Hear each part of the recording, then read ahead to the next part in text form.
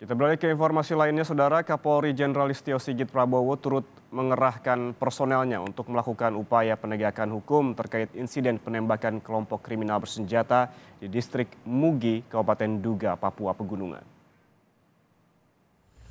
Kapolri menjelaskan Panglima TNI Laksamana Yudo Margono berangkat langsung ke Papua dan mengerahkan pasukannya untuk terjun ke Papua.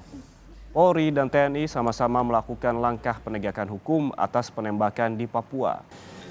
Penembakan oleh KKB dilakukan terhadap prajurit TNI yang bertugas melakukan upaya pencarian pilot Susi Air di wilayah Mugi, Mam pada Sabtu lalu. Satu prajurit gugur dalam peristiwa ini. Tentunya saat ini Pak Panglima telah menugaskan personel-personel juga dengan kami untuk kemudian melakukan langkah-langkah di lapangan, utamanya segera melakukan langkah-langkah penegakan hukum terkait dengan adanya penembakan-penembakan yang terjadi, dan juga tentunya menjaga juga masyarakat yang ada di sekitar untuk tidak terdampak, dan saat ini upaya-upaya tersebut sedang dilakukan. Sementara itu, anggota Komisi 1 DPR fraksi Partai Golkar, Dev Laksono, menegaskan kelompok kriminal bersenjata atau KKB harus ditindak tegas.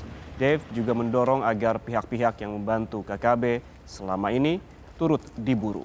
Dev menjelaskan KKB tidak pernah peduli dengan hak asasi manusia yang mereka langgar selama ini.